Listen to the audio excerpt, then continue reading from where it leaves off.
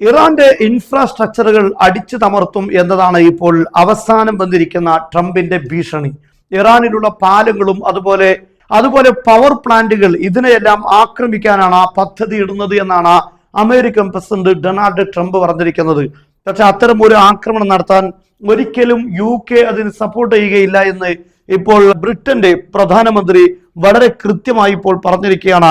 ബ്രിട്ടന്റെ അധീനതയിലുള്ള Diego Garcia, അതുപോലെ തന്നെ RAF ബേസ് തുടങ്ങിയ ഈ ബ്രിട്ടന്റെ അധീനതയിലുള്ള ഒരു വ്യോമത്താവളങ്ങളും ഉപയോഗിക്കാൻ അമേരിക്കക്ക് അനുമതിയില്ല എന്നാണ് ഇപ്പോൾ സ്റ്റാർമർ കൃത്യമായി പറഞ്ഞിരിക്കുന്നത്. മാത്രമല്ല, അദ്ദേഹം അതിന് പറഞ്ഞിരിക്കുന്ന കാരണം ഈ പാലങ്ങളാണെങ്കിലും അതുപോലെ പവർ പ്ലാന്റുകളെല്ലാം അത് സാധാരണ സിവിലിയൻ ഇൻഫ്രാസ്ട്രക്ചറുകളാണ്. സൈനിക ഇൻഫ്രാസ്ട്രക്ചറുകൾക്ക് മാത്രമേ ആക്രമണം നടത്താൻ പാടുള്ളൂ എന്നാണ് അന്താരാഷ്ട്ര നിയമം. അതേസമയം സിവിലിയൻ ഇൻഫ്രാസ്ട്രക്ചറുകൾ ആക്രമിക്കാൻ ഒരിക്കലും അമേരിക്കക്ക് ബ്രിട്ടൻ അനുമതി നൽകുകയില്ല എന്ന് കൃത്യമായി ഇപ്പോൾ പറഞ്ഞിരിക്കുകയാണ്. ഇത് അമേരിക്കയെ സംബന്ധിച്ചിടത്തോളം വലിയ രീതിയിലുള്ള പ്രതിസന്ധി ഉണ്ടാക്കും.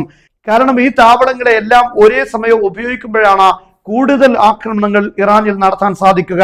അതേസമയം പരിമിതമായ ആക്രമണങ്ങൾ മാത്രമാണ് നിലവിലെ സാഹചര്യത്തിൽ അമേരിക്കക്ക് നടത്താൻ സാധിക്കുകയുള്ളൂ. അങ്ങനെ ഒരു ആക്രമണം പരിമിതമായ ആക്രമണമാകുമ്പോൾ അമേരിക്കയുടെ ഭാഗത്ത് ഒരടി ഉണ്ടാകുമ്പോൾ തിരിച്ച് ഇറാനും ശക്തമായ തിരിച്ചടി നൽകും. എങ്ങനെ ഇപ്പോൾ നിലവിലെ സാഹചര്യം എങ്ങനെയാണോ നീങ്ങുന്നത് തത്തുല്യമായ രീതിയിലേ മുന്നോട്ട് പോകാൻ കഴിയുകയുള്ളൂ.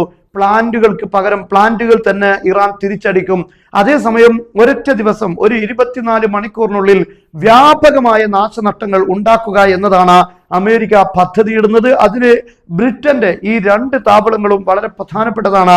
അമേരിക്കയുടെ ലോങ് റേഞ്ച് സ്ട്രാറ്റജിക് ബോംബറുകൾ ഉപയോഗിച്ച് B2 സ്പിരിറ്റ് പോലുള്ള വിമാനങ്ങൾ ഉപയോഗിച്ചുകൊണ്ട് അതുപോലെ ലാൻസർ തുടങ്ങിയ യുദ്ധവിമാനങ്ങൾ ഉപയോഗിച്ച് കണ്ട ആക്രമണം നടത്താൻ ബ്രിട്ടന്റെ ഈ താവളങ്ങൾ വളരെ പ്രധാനപ്പെട്ടതാണ്. എന്നാൽ ഈ താവളങ്ങളൊന്നും അമേരിക്കക്ക് യുദ്ധത്തിന് അനുവദിക്കുകയില്ല എന്ന് ഇപ്പോൾ ബ്രിട്ടൻ വ്യക്തമായി പറഞ്ഞിരിക്കുകയാണ്.